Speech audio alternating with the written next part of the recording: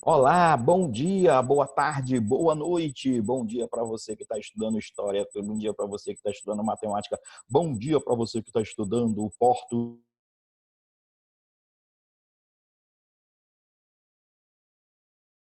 Agora vai levar a sério, porque você é o cara e você precisa se adaptar.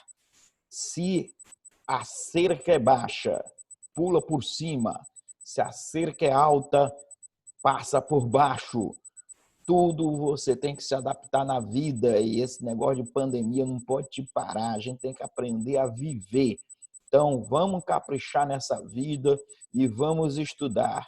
Ah, professor, eu detesto aula online, eu detesto aula gravada, eu detesto aula que não seja presencial. Na verdade, você detesta também aula presencial. O negócio é o seguinte, tem que estudar, não importa que jeito for, a gente tem que estudar e nós vamos ter que fazer direito a esse negócio de estudar. Então, para estudar, hoje o nosso tema será Era Vargas. Aliás, vamos ter várias aulas sobre Era Vargas e nós precisamos aprender sobre esse carinha. Era Vargas tem a ver, obviamente, com Getúlio Vargas, que foi o cara que mais tempo governou o país na República. Ele governou o país durante 18 anos e durante 15 anos ininterruptamente, ou seja, diretão. 15 anos de presidente. Tinha gente que nasceu, cresceu, Getúlio era presidente, não tinha outro, não conheceu outro presidente. Então, foi muito tempo que esse cara governou o Brasil. Então, Getúlio Vargas. Aí você pode perguntar assim, professor, ele era bom presidente ou mau presidente? E aí eu digo para você, se você disser que Getúlio foi um bom presidente, você está certo. Se você disser que Getúlio foi um mau presidente, você também está certo. Que negócio é esse, professor? Como é que alguém pode ser bom e mal ao mesmo tempo? É isso que nós precisamos aprender, gente boa. Porque nós temos a mania de classificar as pessoas como boas ou ruins.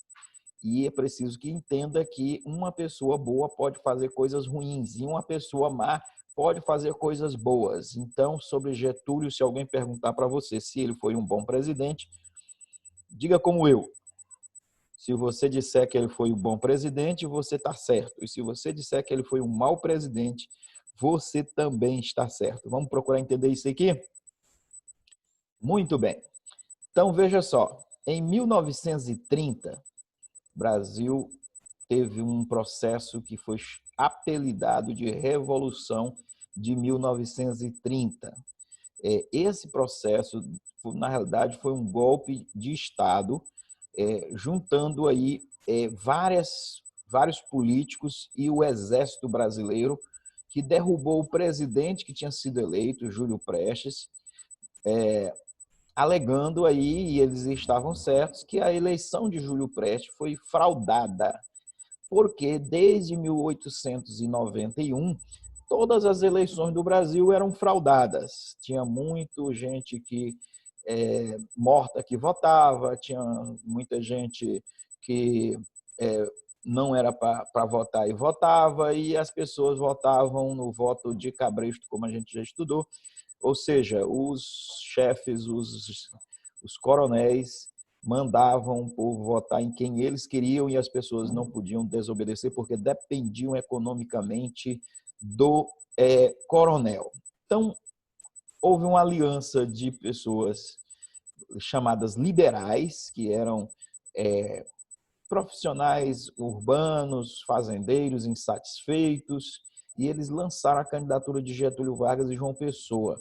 E aí perderam a eleição, mas alegando essas fraudes, eles tomaram o poder com apoio do Exército, tiraram Júlio Prestes do poder e então iniciaram um período que eles chamaram de Estado Novo ou Nova República, né? Então, Revolução de 1930 foi esse processo de golpe de Estado que interferiu no nosso na forma de governar o nosso país, né? E então Getúlio começou a fazer uma série de mudanças, né? Antes, nós precisamos sempre analisar uma questão seguinte, que toda vez que acontece um ato político, como essa Revolução de 1930, a gente precisa justificar, o pessoal precisa justificar alegando alguma coisa, sempre alegando que nós fizemos isso por causa disso, né? Então, em 1930, em julho de 1930, um pouco antes da eleição, o vice-presidente, candidato a vice-presidente da chapa de Getúlio, foi assassinado lá na Paraíba, tá? Por isso que a capital da Paraíba hoje se chama João Pessoa. O nome desse vice-presidente era João Pessoa. Ele foi assassinado, então, e foi considerado aí o assassinato dele uma coisa política. Por isso o pessoal diz, não, o pessoal está jogando muito sujo, inclusive assassinaram o nosso candidato a vice.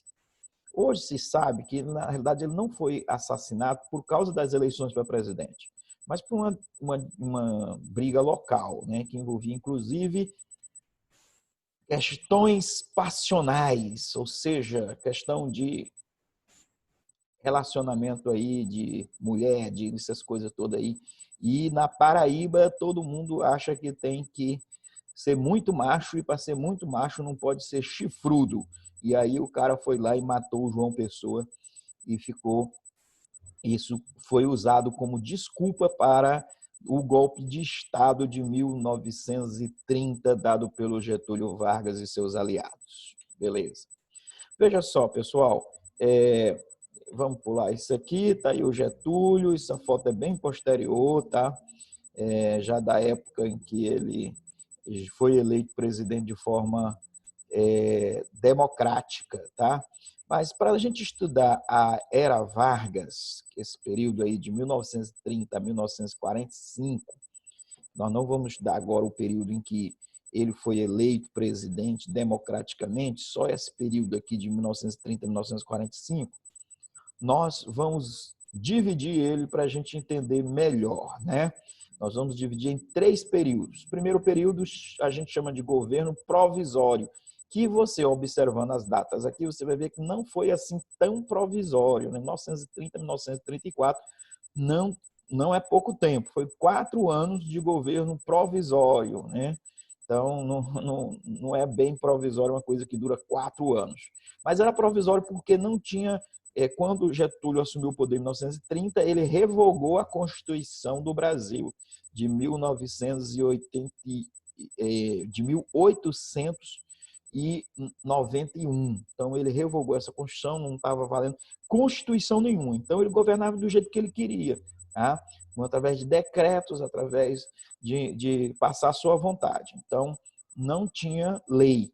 Tá? E a gente sabe que numa república o que deve prevalecer é a lei. Então, o Getúlio passou esse tempo todo governando sem lei, sem Constituição. Em 1934, vai ser promulgada, né, votada, a nova Constituição do Brasil. E então, ele vai ser também eleito indiretamente pelos deputados constituintes como presidente do Brasil. Ele vai governar de 34 a 37 de forma constitucional, de acordo com a Constituição. E em 1937 ele dá um novo golpe de Estado, agora nele mesmo, né? E elimina essa Constituição de 34 e cria o Estado Novo, um novo regime político no qual ele vai ter poderes meio ditatoriais, né? Meio não, muito ditatoriais. Então, são esses os 3 períodos da Era Vargas: governo provisório, governo constitucional, Estado Novo. Veja só, pessoal, vamos começar com o governo provisório. Tá? Antes, vamos ver o seguinte: Getúlio ficou conhecido como o pai dos pobres. Se você pesquisar aí, você vai ver muitas vezes essa afirmação: Getúlio, o pai dos pobres. Mas seus críticos também diziam que ele era a mãe dos ricos, tá? Porque no seu governo, quem era rico ficou muito mais rico. Tá? Obviamente, também, quem era pobre ficou melhor amparado pelas leis que ele criou a partir do seu governo, né? Então, Getúlio, pai dos pobres e mãe dos ricos. Os pobres tiveram direitos trabalhistas garantidos e os ricos tiveram muitos negócios aí, muitos empreendimentos que foram ampliados e ganharam muito dinheiro nesse governo aqui, tá? Beleza? Então vamos lá, governo provisório 1930-1934. Esse período do governo provisório, o que o Getúlio fez? Primeira coisa, fechou o Congresso Nacional. Deputados, vão para casa. A partir de agora vocês não serão mais necessários. Então, com o Congresso fechado, você sabe o que o Congresso faz? O Congresso faz leis. Então, quem passou a fazer leis? O Getúlio. Por isso, gente, que esses governos assim são chamados de ditatoriais, porque o processo de fazer uma lei é muito complicado, demorado. Então, começa com o seguinte, começa com as eleições. Você elege o deputado faz um projeto, esse projeto é analisado por uma comissão de deputados, que vai ver se tem fundamento.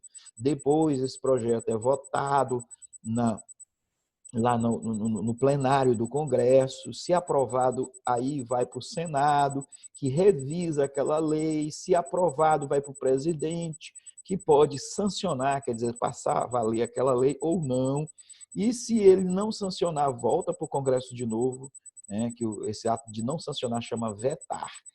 Tá? Então, o presidente pode sancionar, quer dizer, aprovar ou vetar. Se ele vetar, volta para o Congresso de novo, para o Congresso rever o veto do presidente, e aí o Congresso pode derrubar o veto do presidente. Então, esse é o processo legislativo. Depois de tudo isso, é que a lei passa a valer. A ditadura é diferente, porque o presidente ou alguém, né, que está no poder lá, ele dita a lei e ela passa a valer imediatamente, né? Então, é só a vontade do presidente que vai valer, né? Aí você diz, poxa, assim é bem melhor, né? Bom, se a lei for boa, né? Porque o debate no Congresso é exatamente para ouvir a opinião de todos os deputados que representam o eleitorado brasileiro e decidir o que for melhor para todo mundo, né? Agora, quando é só uma pessoa que decide se a lei, fica do jeito que ela quer. Se for boa, beleza. Se não for também, se lasquemos todos nós, né? Então, governo provisório fechou o Congresso Nacional, nomeou interventores nos estados. Então, tinha o governador, por exemplo, o estado do Maranhão, tem um governador, tira esse governador e coloca um interventor ali. Geralmente, uma pessoa ligada ao exército, um tenente, uma pessoa que participou daquele movimento que a gente já estudou de tenentismo. Então, jovens tenentes, jovens oficiais, tinham uma visão diferente daquela oligarquia tradicional agrária, tá? Então, Getúlio fez essas intervenções. E ele criou leis trabalhistas que davam direito aos trabalhadores. Veja como ele agradou aqui já duas alas que estavam muito insatisfeitas naquela década de 1920 que a gente estudou, tá? Que eram os tenentes, os jovens oficiais do Exército, e os trabalhadores que estavam também muito insatisfeitos com a questão, com os problemas que vinham acontecendo até então. Tá? Então, nesse governo provisório, ele também criou os ministérios da Educação, Saúde, Trabalho, Indústria e Comércio. Pessoal, você pode não acreditar, mas até 1930 não tinha Ministério da Educação no Brasil, nem Ministério da Saúde, nem Ministério do Trabalho, da Indústria e do Comércio. Isso revela como o governo brasileiro via esses direitos que a população tinha. Tá? Então, cada um se vira aí. Né? Educação pública, não tinha investimentos, não tinha orçamento, não tinha uma política pública voltada para a educação, nem para a saúde, nem para a questão do trabalho, da indústria e do comércio. Tá? O pessoal do governo se preocupava só com o café, que era ali a elite do país, né? produzia café, produzia essas coisas, e aí era o que o governo preocupava naquele momento. Né? Bom, o Ministério do Trabalho, da Indústria e do Comércio foi muito importante, né? E o primeiro ministro do Trabalho, da Indústria e do Comércio foi uma pessoa conhecida da política nacional, né, de hoje. Tá? Era o Lindolfo Collor. Se você não lembra desse nome, porque você é muito jovem. Tá? Em 1989, Fernando Collor de Mello foi eleito presidente do Brasil na primeira eleição direta depois da ditadura militar que durou de 1964 até 1985. E em 1989 teve a primeira eleição direta, então Collor ganhou e o Lindolfo Collor era avô do Fernando Collor. Tá? E ele foi o primeiro ministro do Trabalho, da Indústria e do Comércio do Brasil. Tá? Nesse período aí do governo provisório, teve uma turma que não se conformou com esse negócio de não ter Constituição. Era já uma turma insatisfeita porque o golpe tirou um paulista do governo, né? E aí eles criaram uma revolução contra o governo. O estado de São Paulo, o pessoal do estado de São Paulo, especialmente os cafeicultores, o pessoal das indústrias, a elite de São Paulo se revoltou contra o Getúlio e queria derrubá-lo do poder, alegando que o Brasil estava sem uma Constituição, e de fato estava, e que eles exigiam que o governo fizesse a nova Constituição. Então, São Paulo contra as tropas getulistas. A vitória foi do governo militar federal. A vitória militar foi do governo federal. Tá? Agora é o seguinte, essa guerra foi uma guerra que todo mundo perdeu e todo mundo ganhou. De novo, professor, o senhor está falando igual a Dilma. É isso aí. Essa guerra todo mundo ganhou e todo mundo perdeu. Todo mundo perdeu porque morreu muita gente, prendeu-se muita gente foi aí, foi um prejuízo muito grande, econômico também, né? Então todo mundo perdeu. Mas todo mundo ganhou porque o governo federal ganhou, teve a vitória militar, derrotou os paulistas. Mas os paulistas também ganharam porque eles tiveram a vitória política. Ficou sem argumento Getúlio de por que não tinha uma Constituição. E ele teve que convocar uma Assembleia Nacional Constituinte para criar essa nova Constituição do Brasil. Ele teve que ceder a isso, né? Não tinha como argumentar que esse pedido era justo. O país não podia ficar sem leis, sendo governado de forma ditatorial, só o presidente ditando as leis e numa canetada decidindo as coisas, sem ouvir a voz do povo na representação de seus deputados. Tá bem? Bom, essa revolução, tiveram algumas pessoas que inspiraram essa revolução, os líderes, não eram líderes assim no geral, mas eles eram líderes que inspiravam as pessoas. E esses líderes ficaram conhecidos pela sigla MMDC. MMDC, calma, não é matemática, é só uma sigla dos nomes dos carinhas que estavam ali representando esse movimento. Né? Tinha até um jogador de futebol aqui, o Miraglia, jogador de futebol, muito querido por todo mundo, então ele era aclamado como um dos líderes desse movimento. Né? E jovens estudantes como Martins e o Drauzio e o Camargo. Tá? Então, esses eram os líderes desse movimento. Martins, Miraglia, Drauzio e Camargo, MMDC. E isso aí era pinchado nos muros, tinha muitos movimentos dessa questão, né? Propaganda, cartazes, incentivando as pessoas para a luta contra o governo que eles chamavam de ditador, de usurpador, de tudo mais, né? Então havia muita propaganda a respeito disso. E a elite brasileira, a elite paulista, né?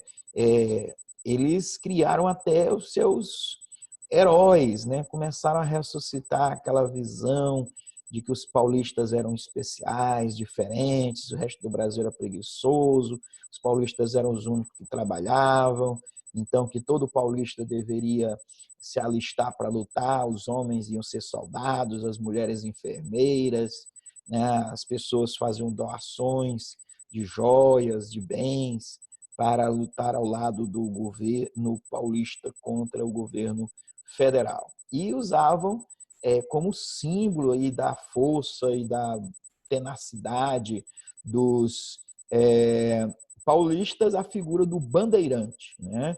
Se você lembra da história do segundo ano, os bandeirantes não foram assim tão heróis, não. Eram meio bandidões, né? Entravam pelo sertão, matavam os índios, escravizavam os índios, tal, aquela coisa toda. Mas agora eles são colocados como heróis, desbravadores, ampliaram o território da pátria, descobriram o ouro, aumentaram a riqueza do país, eram pessoas independentes de governo, tal, iniciativa privada. Então, os paulistas sempre foram fãs dessa ideia, porque eles se desenvolveram sem muito apoio do governo, né? Então, eles sempre se acharam meio diferentes do resto do país, que dependia muito das ações governamentais.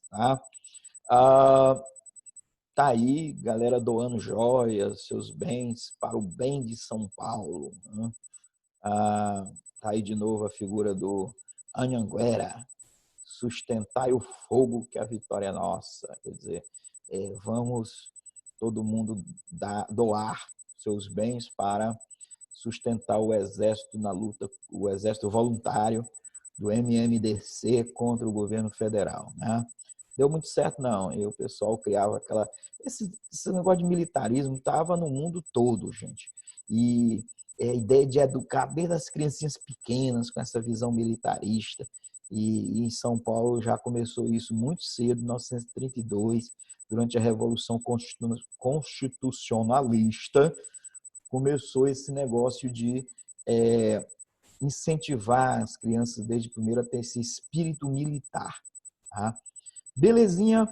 Você tem aprendido aqui alguma coisa? Vamos dar uma pausa agora e eu espero então que na próxima aula você também venha aí atento para a gente ver o governo constitucional de Getúlio Vargas e já a questão do Estado Novo e da ditadura militar. Espero que você esteja muito entusiasmado e atento para aprender e trabalhar junto com a gente aí bastante para você não ficar por fora. Esse é um assunto que cai muito em Enem, em vestibular, em tudo quanto é de fuleiragem que tiver por aí. Então, fique de olho e atenção na próxima aula. Até mais, um abraço.